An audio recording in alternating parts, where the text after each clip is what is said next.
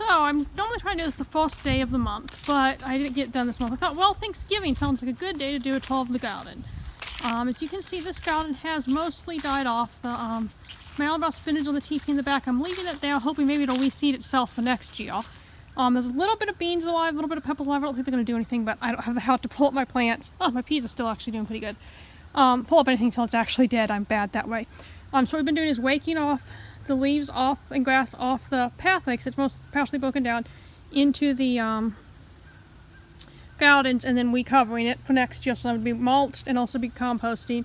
We added, since this is a hill, I don't know how all that shows up, it's like a hill like this.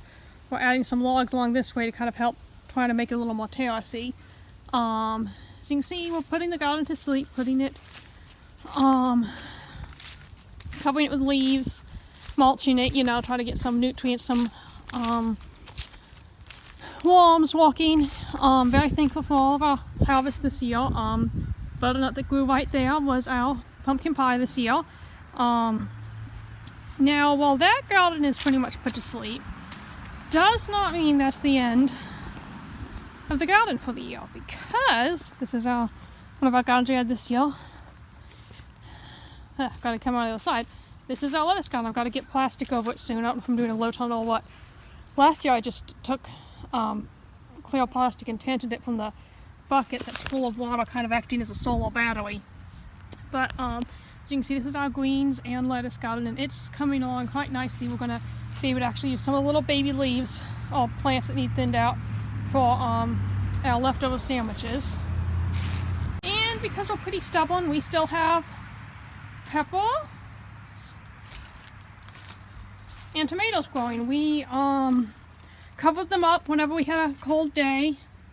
And actually these, the sheet that I covered them with only came up to here, and so those somehow are close enough that we've had a couple pretty bad frosts, but these have been kept covered, so we're still getting a little bit. I mean, as you can see, the plants are starting to look sad, but and some of the tops did get frozen a little bit, but we still got some peppers, and so we'll go ahead and harvest those to have with our leftovers, and maybe try to see how much longer we can keep it alive. That's always fun. And one quick note is that this is a garden we're getting ready. Hoping to fill up with compost soon. These are logs in along the bottom. I know I'm not going to say this right, which is sad, but hugelkultur or whatever, the German way where they put wood in the bottom, or like a big log in the center.